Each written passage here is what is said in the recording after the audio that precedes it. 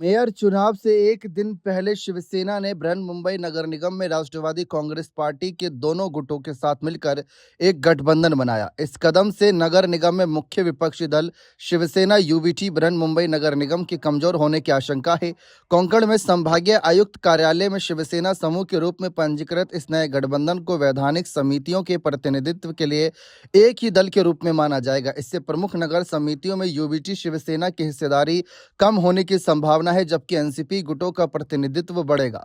दादर से शिवसेना के पार्षद अमिया घोले को समूह नेता नामित किया गया। यह कदम शिवसेना और बीजेपी के गठबंधन के बजाय अलग अलग दलों के रूप में पंजीकरण कराने के एक हफ्ते बाद उठाया गया। बीजेपी और शिंदे सेना ने महायुति गठबंधन के तहत नगर निगम चुनाव एक साथ लड़ा था। हालांकि घोले ने कहा कि शिवसेना महायुति के हिस्से के रूप में काम करना जारी रखेगी। हालिया नगर निगम चुनाव में शिवसेना ने 29 सीटें, एनसीपी ने 3 सीटें और शरद पवार के नेतृत्व वाली एनसीपी एसपी ने 1 सीट जीती थी।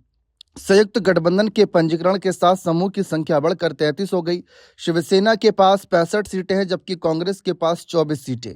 घोले ने कहा कि एनसीपी के दोनों गुटों के पार्षदों ने सदन में शिवसेना को अपना समर्थन दिया, इसलिए हमने खुद को एक एकल दल के रूप में पंजीकृत किया। साथ ही हम भाजपा के साथ महायुति का हिस्सा बने रहेंगे।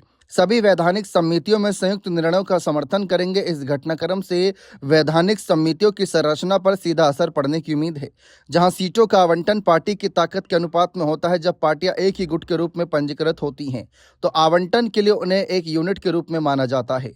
गुट के गठन से पहले 26 सदस्यीय स्थायी और सुधार समितियों का संरचना भाजपा के 10, शिवसेना के 3, शिवसेना यूबीटी के 8, कांग्रेस के 3 और एआईएमआईएम के 1 सदस्य की थी।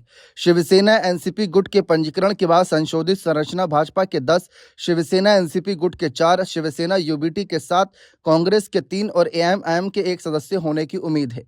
स्थायी समिति बीएमसी में सबसे शक्तिशाली निकाय है, जो वित्तीय स्वीकृतियों और प्रमुख नागरिक परियोजनाओं के लिए जिम्मेदार है, जबकि सुधार समिति बुनियादी ढांचे के उन्नयन और नगर निगम की संपत्तियों के रखरखाव की देखरेख करती है। पहले समितियों में सत्ताधारी महायुति और विपक्ष के सदस्यों की संख्या बराबर थी, जिसके एक तरफा नियंत्रण को रोका जा सके। इस कदम से मनोनीत पार्षदों के आवंटन पर भी असर पड़ेगा, जिससे एआईएमआईएम और महाराष्ट्र नवनिर्माण सेना को झटका लगेगा। बहुत बहुत शुक्रिया।